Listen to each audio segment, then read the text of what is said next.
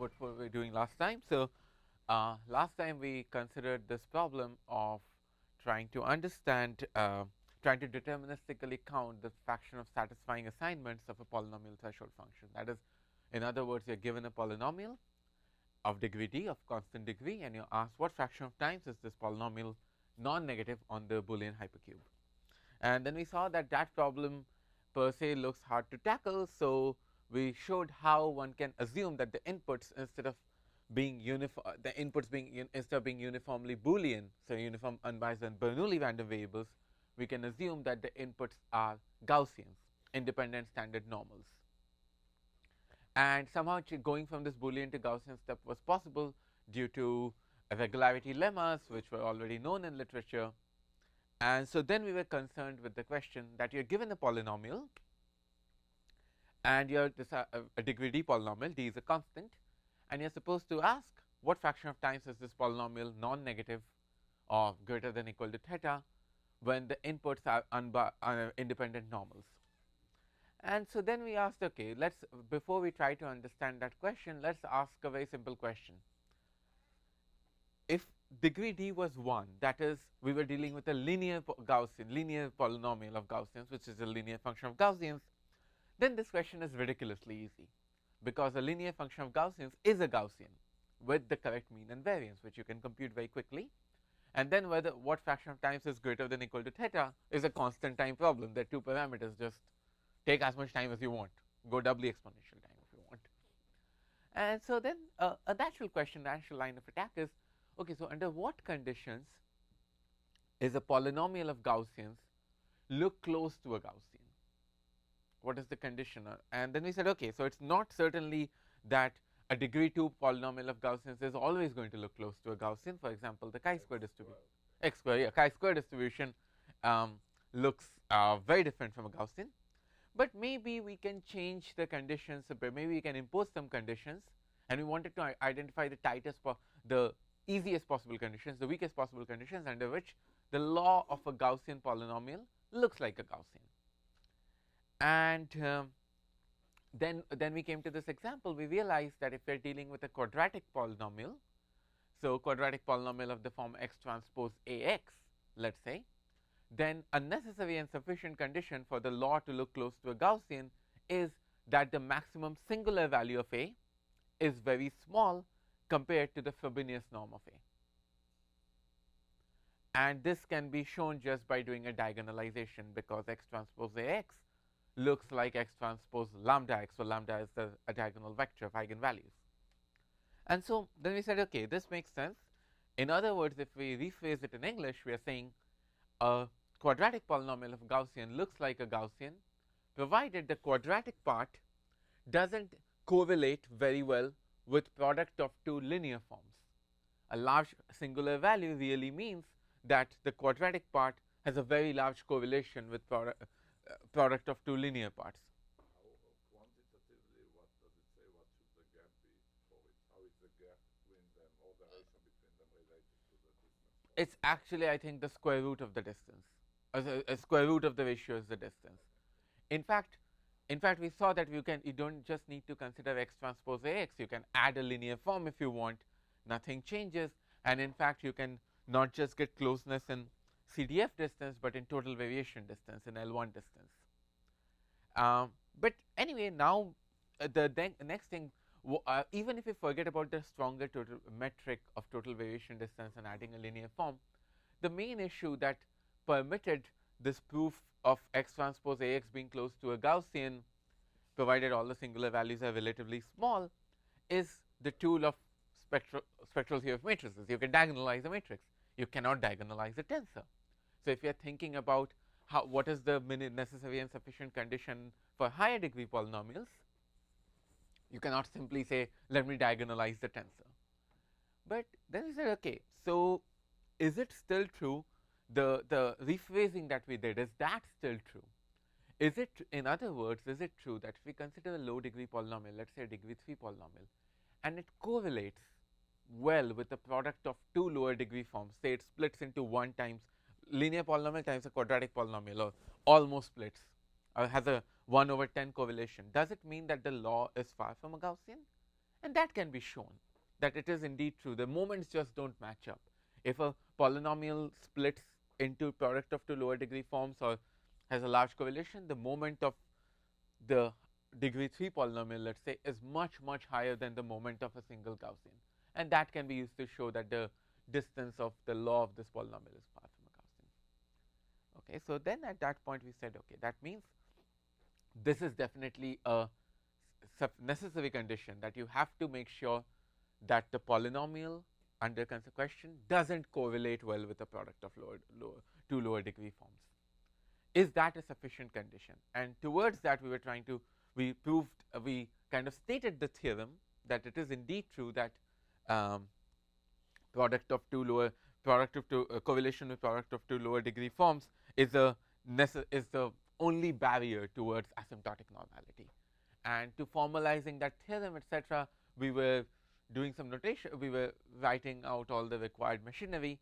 So I'll just quickly go over the machinery we had introduced last time. Can you remind us, especially I was not in the previous talk, who is the So this paper, the main stuff they're dealing with is jointly with Rocco, but it also draws on previous work with Elias as well. So the Zigreedy part is just with Rocco. Okay, so we're going to deal with. Okay, so we some of the key players that are going to make a lot of appearances, the Hermite polynomials. So I could have, it's the Hermite polynomials are orthonormal basis of polynomials when the underlying distribution is a Gaussian, is the n-dimensional standard Gaussian. And the way we define Hermite polynomials is that we say, first we define the univariate Hermite polynomials. So h0 of x is a constant, h1 of x is x, and hq of x is defined as this formula. Okay, so this gives you a formal definition of the univariate Hermite polynomials. To define a multivariate, yeah, Andy asked me the same question last time. So this is a polynomial because the e to the minus x square over 2 will always cancel out with the e to the x square over 2, and whatever will remain will be a polynomial. Okay, and this is the degree q Hermite polynomial. This is a degree q univariate Hermite polynomial. To generate a multivariate Hermite polynomial, a degree q Hermite polynomial, you're allowed to put inside here, instead of x, you're allowed to put v dot x, so summation vi xi, where v is, let's say, a unit vector, and then you're allowed to take a linear combination of these polynomials. So basically the degree q Hermite polynomials is a linear subspace spanned by all polynomials of this form.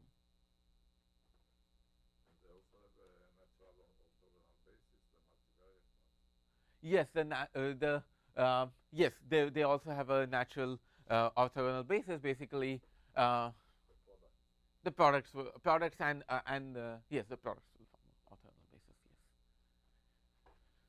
So Hermite polynomials satisfy many nice properties. One of the properties is this, and probabilists and physicists. I got this definition from Wikipedia, that have different notations. I am using have different normalizations for the Hermite polynomial. I am using some normalization in the middle, which is neither the Wikipedia probabilist definition nor the physicist, but this is the definition I'm using. The way I have normalized this number, make sure that ensures this normalization, that hq square of x, the mean value of hq square of x is 1 over q factorial. Okay. So these are Hermite polynomials. So of course, Hermite polynomials are very interesting, easy to talk about on the Gaussian space. These are very nice polynomials over the Gaussian space, and we are dealing with polynomials over the Gaussian space. A very important thing is understanding the mapping between tensors and polynomials. Somehow, linear forms corresponded to simple vectors, so we would like to understand how the geometry extends to polynomials. And towards this, we define this mapping called I sub q. So I sub q maps symmetric tensors of order q into order q and dimension n in each dimension to polynomials. And the definition is given in the following way. So let E1 be the unit vector in the unit vector with 1 in the first position, 0 everywhere else. And now you consider the symmetric order q tensor, E1 tensor, E1 tensor, E1. So you take this outer product and you get this symmetric tensor of order q. And IQ maps that to q factorial times HQ of x1. Okay. In general, if V is any unit vector, then IQ maps V tensor V to HQ of V dot x times q factorial. So again, the normalizations are done so as to ensure some inner product properties. And if you are considering, so this defines it for all tensors of rank 1. If you are considering any symmetric tensor, you should, if you are considering the mapping of IQ from any symmetric tensor, for any symmetric tensor, you should write it down as a product of rank 1 symmetric tensors, sorry, as a sum of rank 1 symmetric tensors, and then you should extend this map linearly. Okay. So of course the question is, does this map, is this map unique? The way I have defined it need not be unique, but it can be shown that it is unique. And furthermore, why do I even care to do it? Because there should be some nice thing. I'll come to why do we do it in a second, but yes. You can decompose a tensor in many ways. You can decompose a tensor in many ways. Yeah, exactly. Sorry.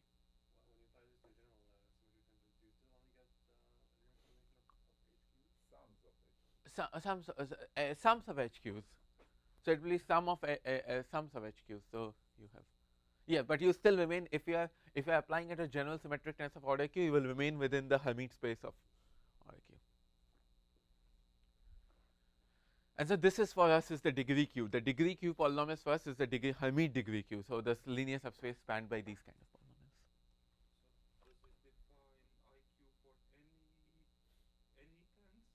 Yes, so the reason the notation IQ comes is from stochastic calculus. I'm not super sure of how these things exactly interact, but if you want, but just for our purposes, you can take to define it for any tensor, you should just take the symmetrize. First, you should symmetrize the tensor, and then you should apply IQ to that.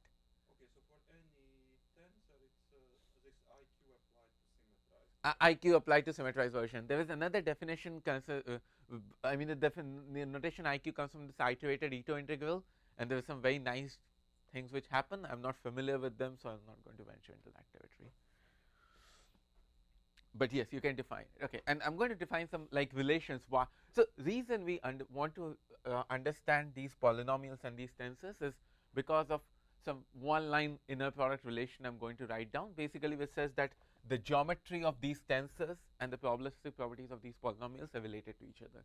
So you can try to understand some properties here in terms of manipulations on the tensors. Okay, but anyway, before I go to that, before I go to all the things that are going to happen here, let me say what is our theorem, what is it that we are trying to go towards. And the thing is that we are trying to understand when does the law of a polynomial look close to a Gaussian. Yes. It's not a multilinear form necessarily. So this is bilinear. Yes, bilinear. So x transpose AX, sorry, why is it bilinear? It's not x transpose AY. X transpose AX, okay, keep going. So that's the one you're looking at, right? Are you looking at x transpose AY or x transpose AX? I mean, earlier for the quadratic part, we're looking at x transpose AX. I see. So now we are looking at a tensor version. So now we're looking at a. So in the matrix version, A transpose AX. X transpose AX, yes. Symmetric.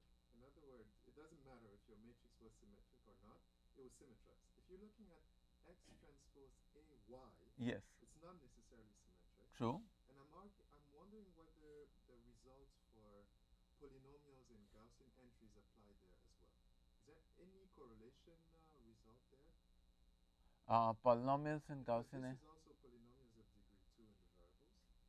And if I plug in Gaussian entries, yes. Can one say when you will be close to a Gaussian? Well, I mean, it's still, if you look at, if you write down x transpose AY, it's summation Aij xi yj.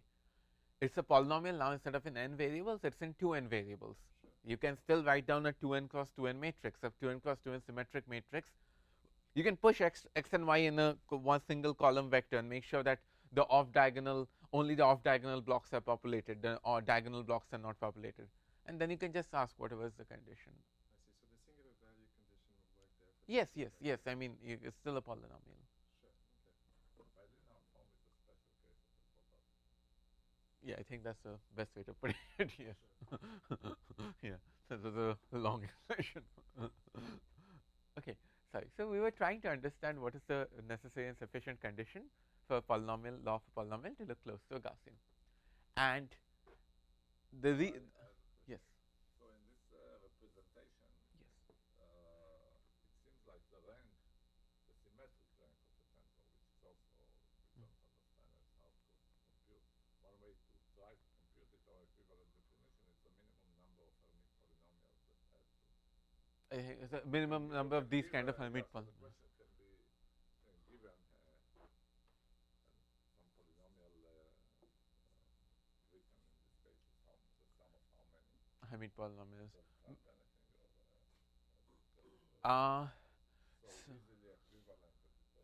So I thought that it might have something to do with the kind of things we are going to understand, but it doesn't actually. So somehow, yeah, it's like a minimum symmetric rank. A large symmetric rank should somehow reflect a small singular value of the large.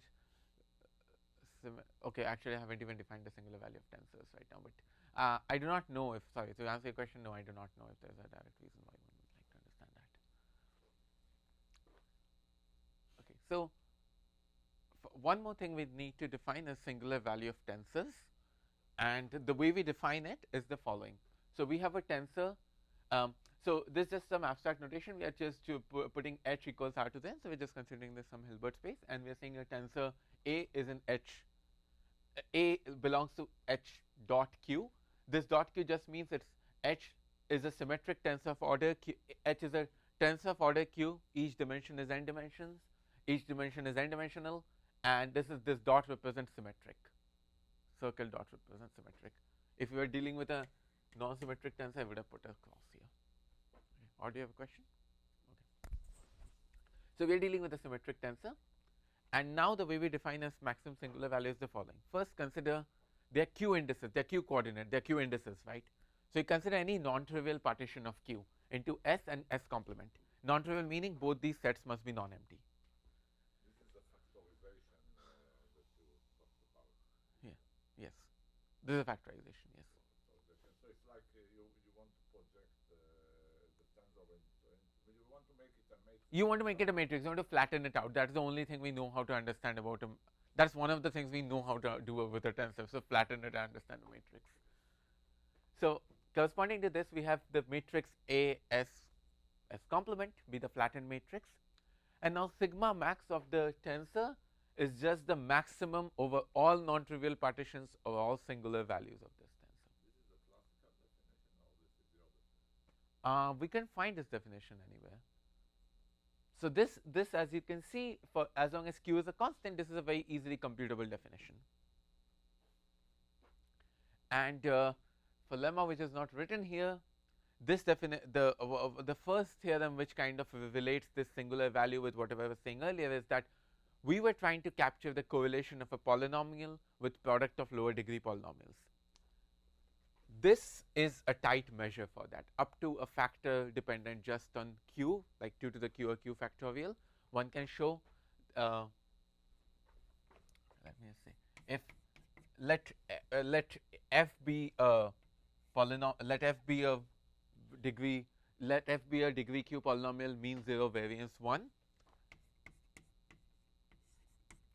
and I am trying to understand the maximum correlation, the soup of expectation of f times g1 times g2, where g1 and g2 have mean 0, variance 1, their degrees sum up to q, they have both degrees greater than 0, and I'm trying to understand the maximum correlation this can have. So product with lower degree forms.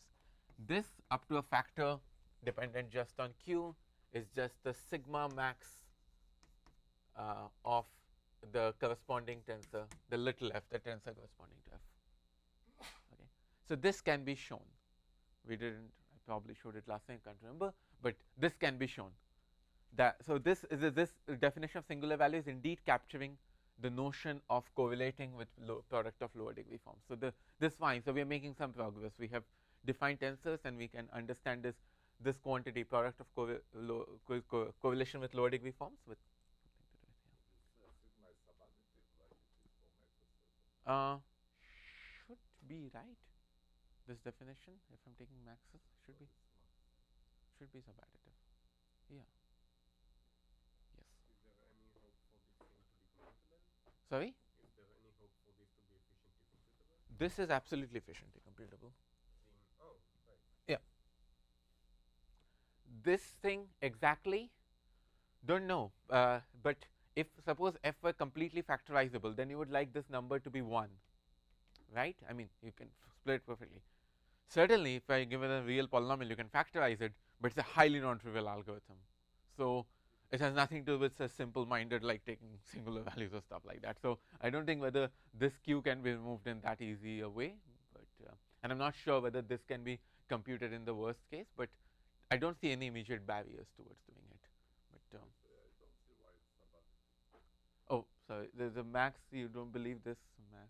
Well, I mean, if it's, you want to compute it for a plus b, Uh-huh. well, you would do it, it's a max for each partition. And this maximum may be. Oh, I see. Okay,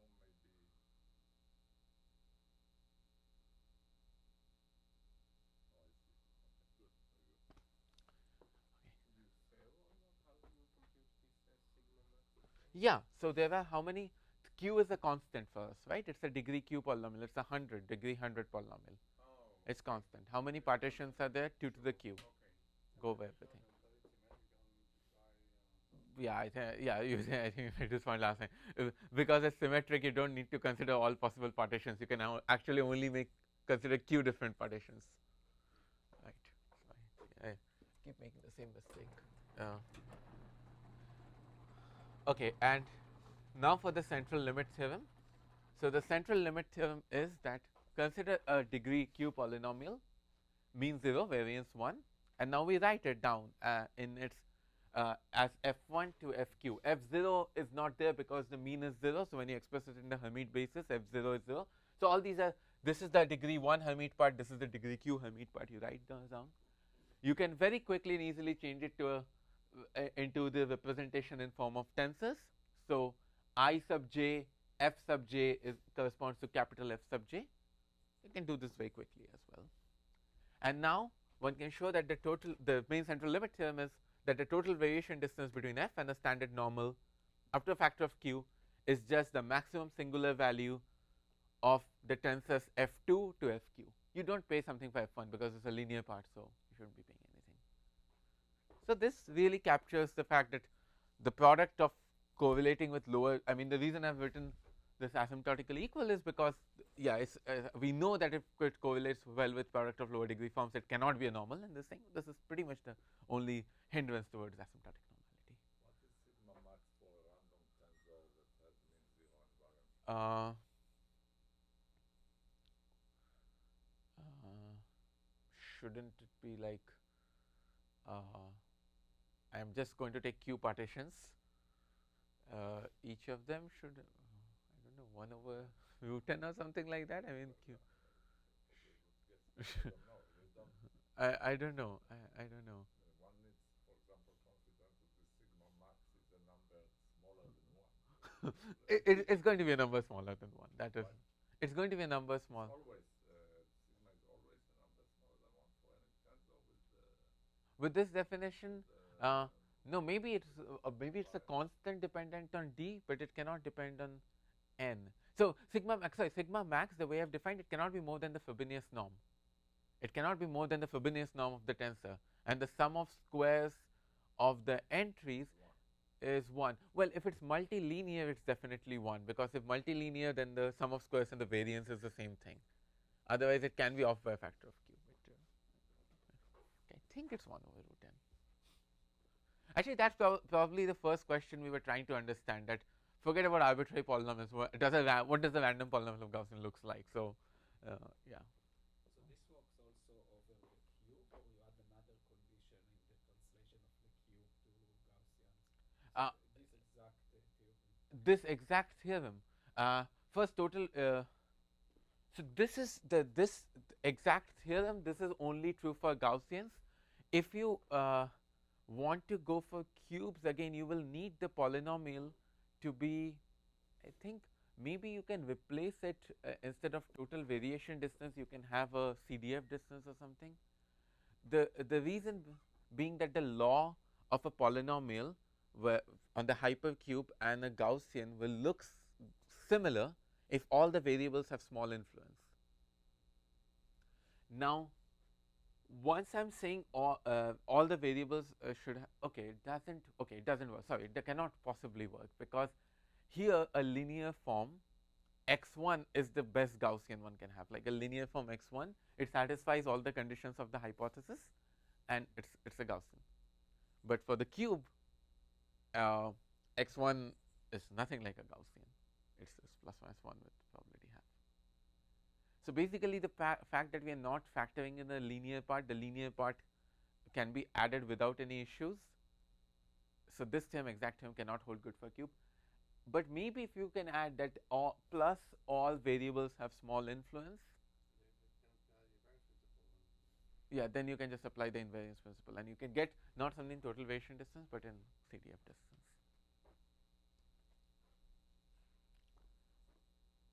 Okay, so this is the theorem we are trying to prove.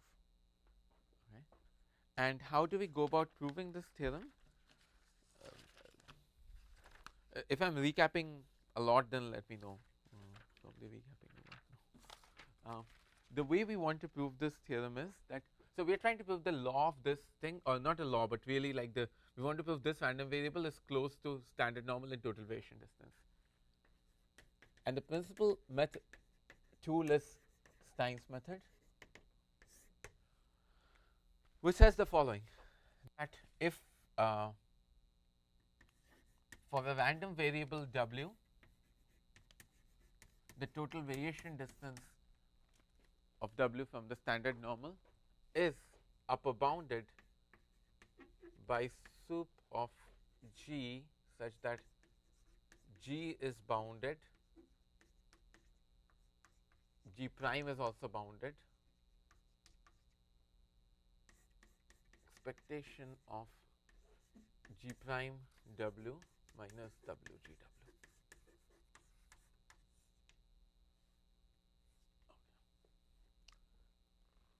That if you want to understand what, if you want to upper bound how close is a random variable to a normal, you can instead change this problem where you just try to show that for every function g which is bounded and its first derivative is also bounded, g prime w minus w g w is small in absolute value.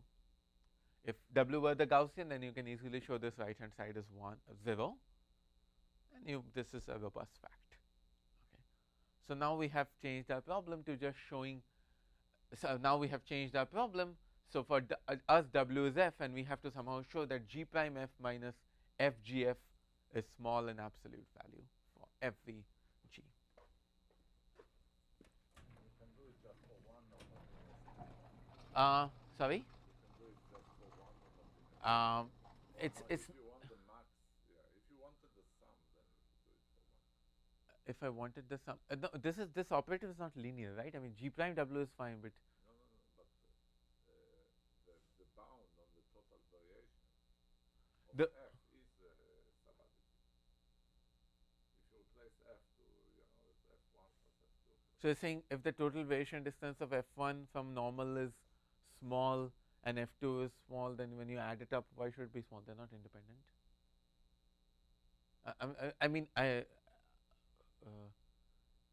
If I individually prove that f1 to f2 to fq, all of them are close to normal, why should the sum be close to normal? I mean, a priori, I can't see a reason why this should be close to normal.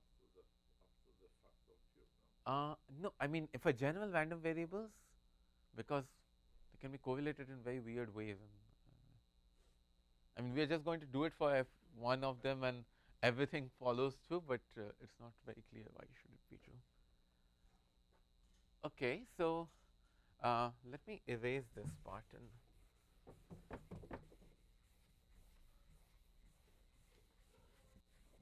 Okay, so how do we go about proving it? So before. Okay, so sorry. So I stated this. Okay, so this is the theorem, and we are going to use Stein's method. Before we go further, I will just list one property as to why I even define these tensors, and the property is that if I have two tensors of order q, symmetric tensors of order q, f1 and f2, q factorial f1 f2 equals the expectation of iq of f1 times iq of f2. So this is one great property that this has. So the geometry is exactly preserved. If for linear parts this is like obvious, if the polynomials were linear, correlation is obviously the product of the corresponding vectors. And also if p not equal to q, so if here there were tensors in of the same order, but if f1 and f2 are, f1 is a tensor of order p, f2 is a tensor of order q, then one can show expectation of ip of f1 times iq of f2 is 0. And this is kind of obvious because iq of f2 doesn't matter what it is, a degree q Hermite polynomial, this is degree p, the orthogonal spaces. But yes. Product of IQ of x.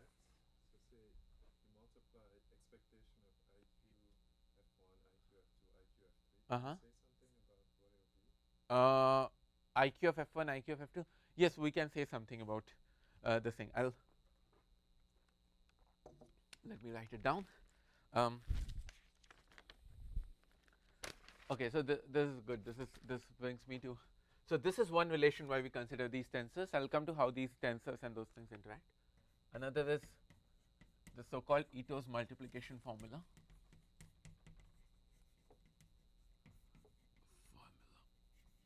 Okay, which exactly somewhat answers the question that Eddie asked,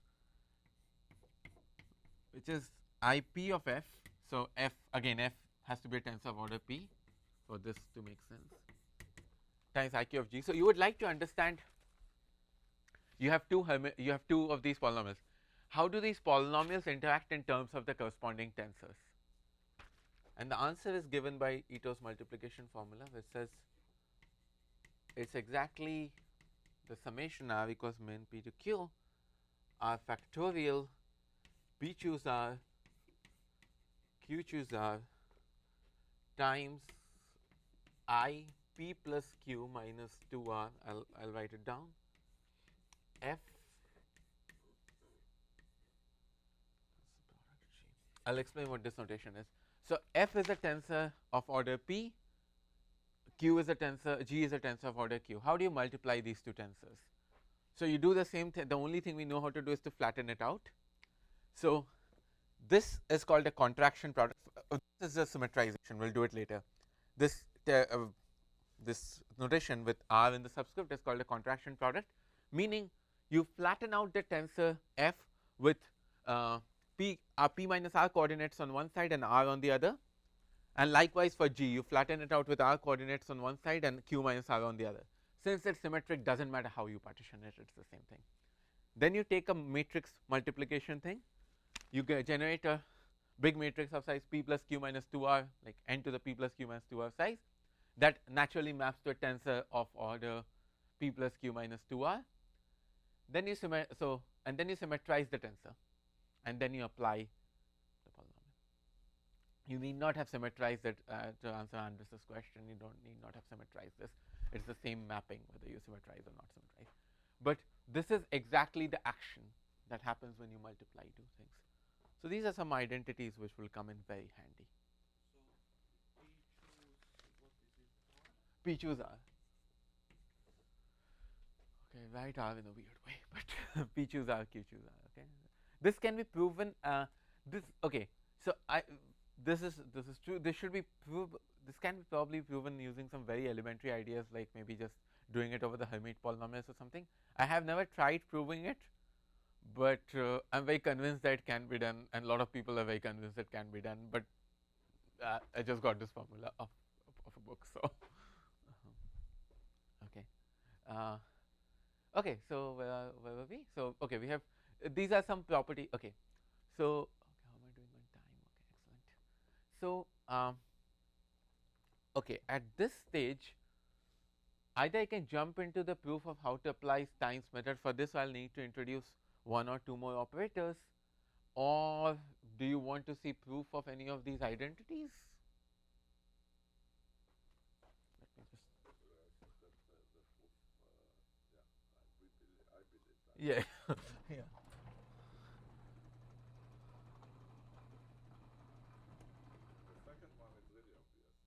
Yeah, second one is law. The first one is also like obvious. You have to just, I mean, just observe that it's a bilinear relation. So you can just do it by fixing one at just taking maybe f1 equal to a Hermite polynomial HQ of x and other to be another Hermite polynomial. Verify everything. It will fall out. It's I mean, it will fall in place. It's an equality. How hard can it be to prove this thing? That's an inequality. That's like it doesn't happen. If it happens, how hard can it be? There's only one way this thing can go from left to right. You have to prove inequality. What will you do?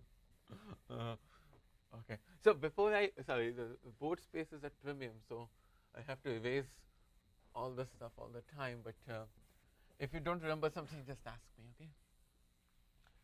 Okay. So we're trying to. That's good. So we were trying to. Oh God, I just erased it. So we were trying to. We had this random variable. Let me say. We are trying to bound expectation of G prime f or G prime w. W is our polynomial minus WGW. And G is just some function with bounded, which is bounded and first bounded derivative. How do we even approach this kind of a question? Like, how do we try to bound this? Doesn't look any easier. The usual way Stein's method is used is that you are dealing W as a sum of random variables. So it's there are some like you can do Taylor's theorem, something like that. But here is like some polynomial is getting applied. How will you even prove it? And the real can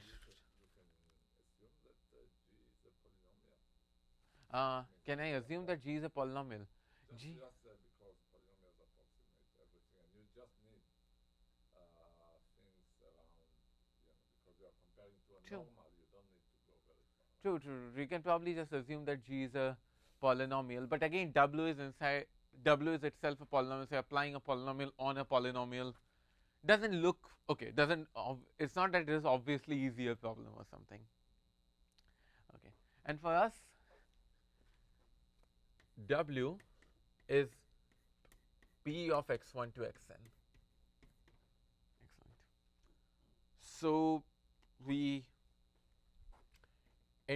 so not that I don't introduce. I just consider this operator D, which when acts on a polynomial P of x1 to xn, just creates a vector. This is just a partial derivative vector, del P of del x1.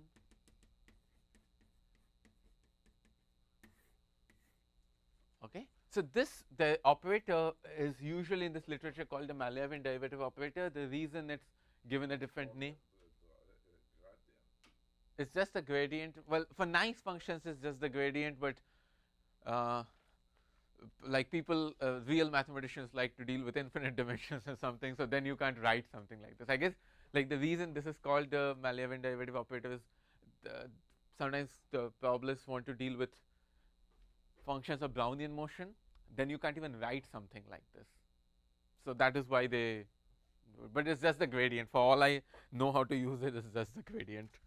But there are technical conditions. We're now not dealing with polynomials, not dealing with things. The one thing important to keep in mind is, from now this is a polynomial, yes, but there's also a random variable. We are always thinking of the corresponding random variable. This is also creating a vector valued random variable. So it's always okay to take expectations. We're always dealing with random variables, and sometimes if we are not taking expectations, it means I'm dealing with the whole random variable.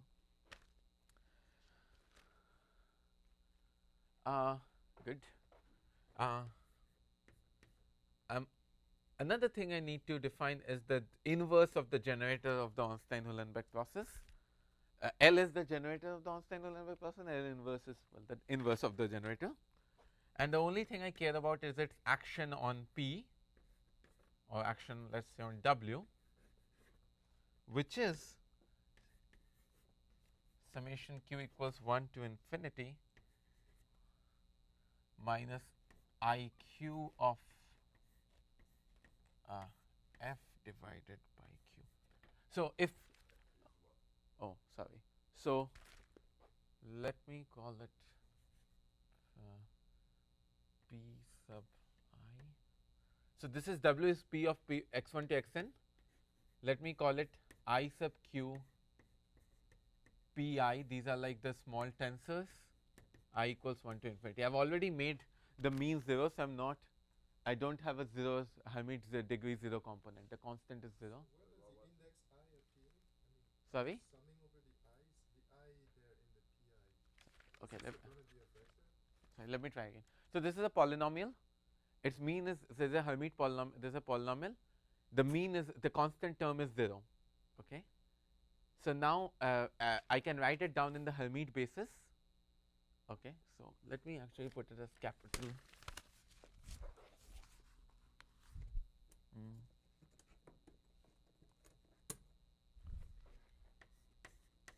It's a big polynomial. Okay. I can write it down in a Hermite basis, and then I can split it into degree 1 part, degree 2 part, degree infinity part. I mean, of course, this summation needs to stop first at degree d, but you can just write it down anyway.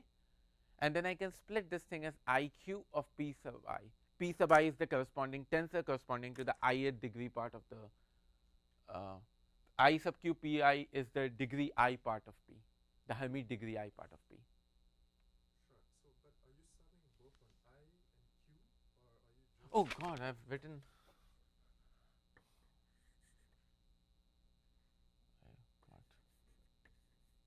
This is all q. This is all q. Summation q equals 1 to infinity I sub q p sub q. So, okay. Sorry. So, this was a wrong notation. So, just expressing it in this way.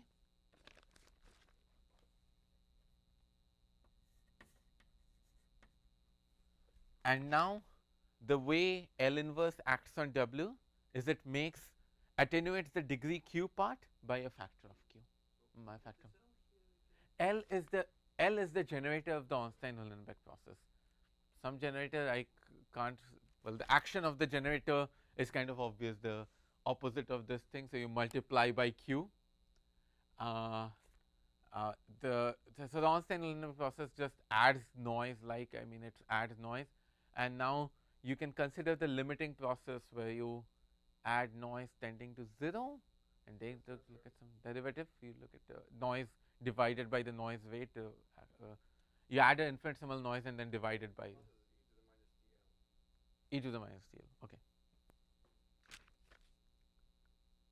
Okay, the question you should ask you. But the action of the operator is just L inverse acts on W in this way. So it doesn't matter whether the genesis of the operator is. This is how it acts. Yes, there's a minus here.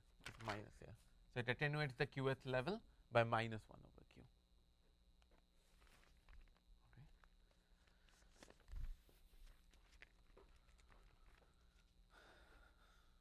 Now, God, I have to do it again. So,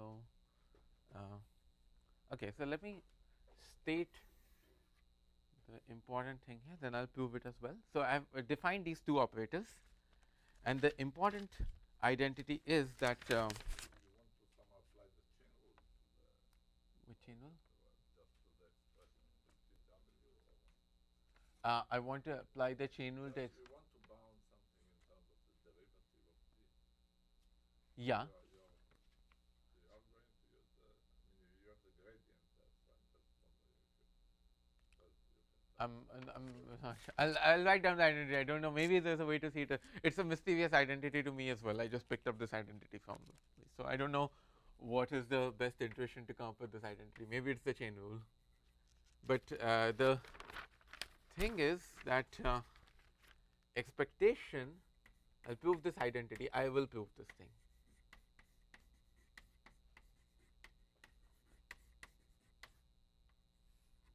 This exactly equals g prime w times inner product of dw minus dl inverse w.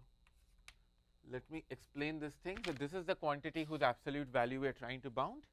and we'll show this is exactly equal to G prime W. This is a random variable, inner product with another random variable multiplied with another random variable. The random variable is take dW and take minus dl inverse W. So first you apply L inverse on W, then you take another D. This is a vector valued random variable, this is a vector valued random variable. Take the inner product, you get a single random variable, multiply it, take the expectation. So when you write G prime, this is some other function. It's not derivative of G. No, G prime is the derivative of G. With respect to which variables? G is a single variable function. W is a scalar valued random variable, is a real valued random variable, not a vector valued, a single valued, real valued random variable. So we're going to show this identity, but just for once, and we'll see why this identity is useful. The reason this identity is useful is because we are trying to bound this quantity. Note G prime W is upper bounded. G prime is a function which is upper bounded by 2 at all points.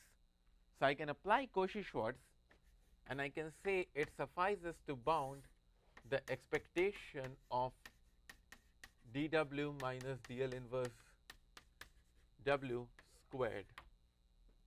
I can just apply Cauchy-Schwarz, or maybe a factor of 4 here or something, but forget about it, maybe 2, because G prime W is constant by 2. Okay, this is a real game changer identity, because we were trying to bound this quantity, then we said this quantity, but here now there is no G. It's really some quantity which is just dependent on W, defined by a very specific sequence of operations. So suppose you are given the polynomial and you want to check whether it's close to a normal. A sufficient condition, and of course it's necessary because of it will lead to the theorem, is that you just apply dW, very clearly defined operation, dl inverse W. You check whether the square of these are all polynomials. You compute the square and you see whether this is a small number or not. If it's small, it's the total variation distance is small, else it's not small. I mean, I'm not even using the fact that G is bounded. The G is bounded came from, like, I think deeper than like Stein's method. So when you say small, small compared to what? No, if it's an absolute constant, so it's going to be if W has been normalized, so mean 0 and variance 1, this quantity will come out to like epsilon. If the total variation distance is epsilon, this will be epsilon. So when is epsilon small, are you in some sense epsilon close? Yes. 1 over epsilon? Epsilon close. So see, the total variation distance by Stein's method could be upper bounded by the soup of all G with which is bounded and whose first derivative is bounded. This is what we were trying to bound. We are now saying this quantity inside the absolute value is just this quantity. So now, but this quantity is independent of G. So if you could show this quantity is bounded by epsilon, then doesn't matter what G is, this quantity is always bounded by epsilon in magnitude. Make sense? Okay, so important thing is that we showed, if we can show this identity, the important thing is that now this quantity doesn't depend on G any longer. Now we have been given a polynomial, and what we should just try to do is that we should try to show that this quantity is small as long as W, the polynomial defined there, has all its singular values are small at all levels. We would like to show this quantity small. This won't involve anything more than some basic Ito's multiplication formula and linear algebra. Can something similar hold now that you eliminated all the G from the Yes. something similar will hold for polynomials over the cube, maybe with small Something pointers. So just you want how close it is to the unbiased Gaussian or to for Q, unbiased bit. I mean, maybe for GF, one can not unbiased bit. for unbiased Q. Yes, actually, Prasad asked me this question. My guess is that since we cannot define a singular value, my guess will be that you can define the tensor rank anyway, and a large tensor rank should correspond to this thing. Like if let's say we consider homogeneous polynomial, a large tensor rank should correspond to having the distribution being almost an unbiased bit. Don't know how to prove it, though. Even though there are theorems which suggest kind of Gauss norm kind of things, like, or not Gauss norm, this like the green the Lovett, Kaufman kind of things are along similar lines, that but though they don't consider rank in exactly the same way, they are considering combination of lower degree forms. But just this kind of bound, which involves just, I mean, you have your polynomial of Boolean, which is W, and whether some, you know, some quantities with just of W. Kind of functional using its derivatives and some noise operator acting on it will tell you that it's. Yeah, that will be great. I don't know how to prove it. Like Without tensor, I mean, what you want to evaluate it using the tensor rank or the singular value, but just this formula. But just this formula, yes, I don't know. I mean, that will be great. Yes, I don't know. No, I don't know what that answer will be. Yes. So in the Boolean case, you could still make sense of the notion of rank. Yes. So what would be rank in the Boolean case? You can write down the symmetric. You can write down the tensor as a product of rank 1 tensors. I mean, you can do this trivially, but you have too many vectors. You get too many vectors. I guess you have to see what's the best way to do it. Like, what's the minimum number of the minimum rank, if that minimum rank is large. Right, but that's NP hard to. Yes, that's NP hard to compute. Also, it's not. I don't think it's easy to reason about these things. Like, I mean, the tensor rank being large is not easy to reason about at all. So that also makes me feel that even if it was given to you, how will you use it if it's so hard to reason about? So, yeah, I don't know. That was just like a guess. I don't think it's. I don't think there's any science there. Okay. So let's try to do something. Let's try to prove this identity, and then we can take a break for 5 minutes. I'll prove this identity. It's a simple proof by integration by parts.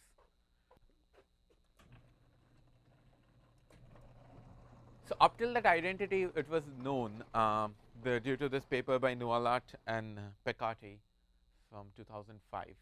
And again, if you are dealing with at least the finite dimensional case, the proof of the identity we'll see is like 5 lines or 4 lines, depends on how long your lines are.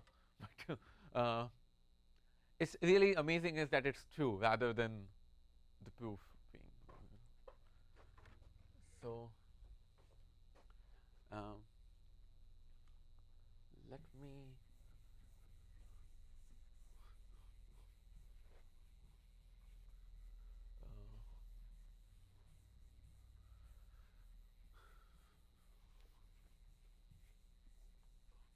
So we're trying to prove that identity, expectation of G prime W minus WGW. Okay, we'll prove actually a slightly more general identity, which will be that expectation. Okay, I might miss a factor here and there, but expectation of W1 H of W2 equals expectation of H prime of W2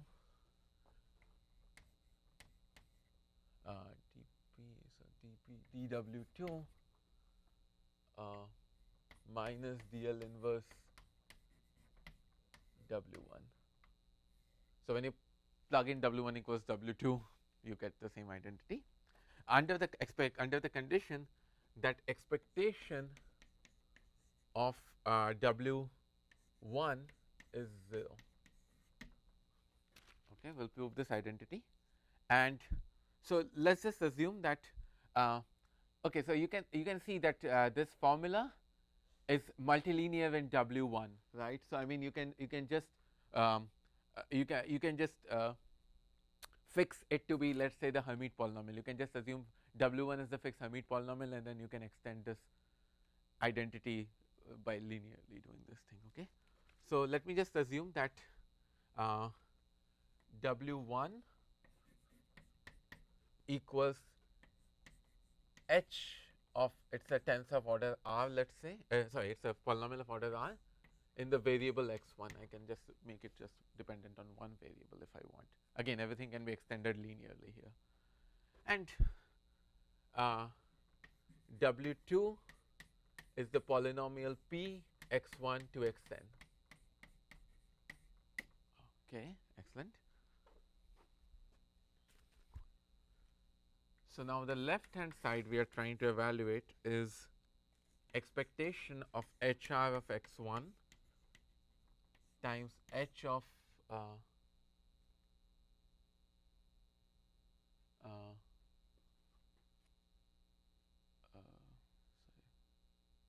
sorry, what did I do? I said, yeah.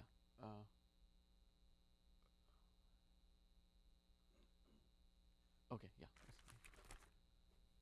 Oh, sorry, I've just switched between h and g somehow, but h here is the same as g there. H of p of x1 to xn. So I'm starting with the left hand side. That is HR of x1. W1 is HR of x1. W2 is p of x1 to xn. I'm trying to evaluate this expectation. I'll just write down the integral really.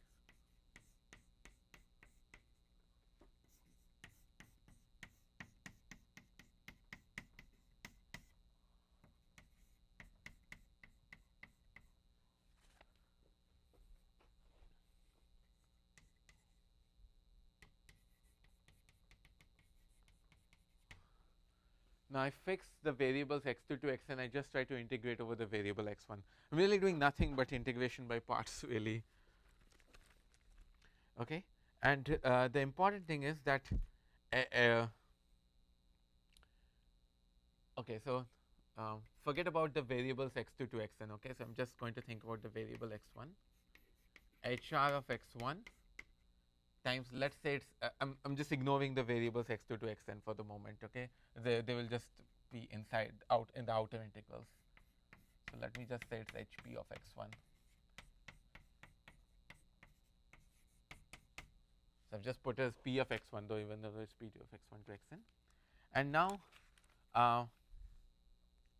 what I want to do is I want to say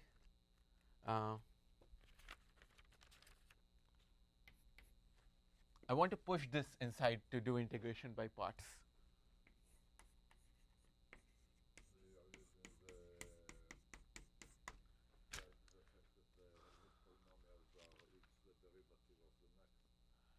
Yes, I'm using the fact that Hermite polynomials are each the derivative of next, but yes. So this will this comes out to, actually there's one identity, it satisfies it.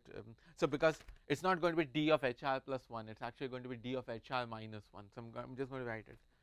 It's going to be d of HR minus 1 of x e to the minus x1 e to the minus x1 square over 2 divided by r.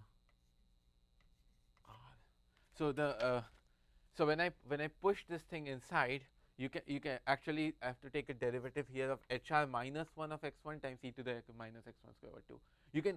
You can just take this derivative, and you can see that when you take the derivative, you get HR of x times e to the minus x square over 2. So the reason this is true is that r of HR of x equals x of HR minus 1x minus HR minus 2x. So this identity is used here to show that HR of x this thing is equal to this thing. Okay. God, I'm out of board space now.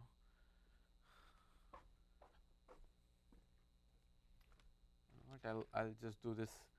I'll just do this integration by parts. All of us know how to do it. So you have this thing. So when you do integration by parts at minus infinity and infinity, these two things cancel out. So then you have HR minus 1 x1 e to the minus x square over 2 times r, and then you have to now take derivative of h px1 with respect to x, and then you use the chain rule. So you have h prime of p. Yeah, right. You have h prime of p times del p, del p partial of p with respect to x1, and that is exactly the quantity you get on the right. That's yeah, you just divide by r, so that r is the action of the inverse operator. So trust me, you do this thing, and I had more board space. This will work out perfectly fine. This is just a very simple exercise in like integration by parts. Okay, I mean all these identities for just a finite number of variables, you can just take extend it linearly by taking the simplest case and doing all using identities of Hermite polynomials. This is more general than what you wanted to prove because it's not clear. This identity you said is more general than the one. Well, because you can always put sorry, I've put h here, but read h as g there, and now if you put w1 equals w2, then what is this? This is w times h. W times g of w is g expectation of g prime w dw minus dl inverse w. That's exactly what we wanted to prove. That's the consequence, but in the top line there is a minus. It's a difference of two things, right? That's what you want to bound. Oh, sorry. I misstated the. Oh my God, yeah. Sorry, that is wrong. That identity is slightly. Okay, that is why I was thinking. Sorry. There is a minus. You're correct. It's 1 minus this thing. Sorry, that is wrong. You 1 minus. Sorry, this thing is so it's 1 minus this thing. It's not the same quantity. Sorry. So this is going to be the where it's 1 minus expectation of 1 minus thing. This thing. Thank you. Sorry, I was wrong. Good. Okay. So, but this is how you prove this identity. Anyway, the earlier factor was trying to make that this quantity is independent. Something we can evaluate. Okay. It's probably a good time to take a break.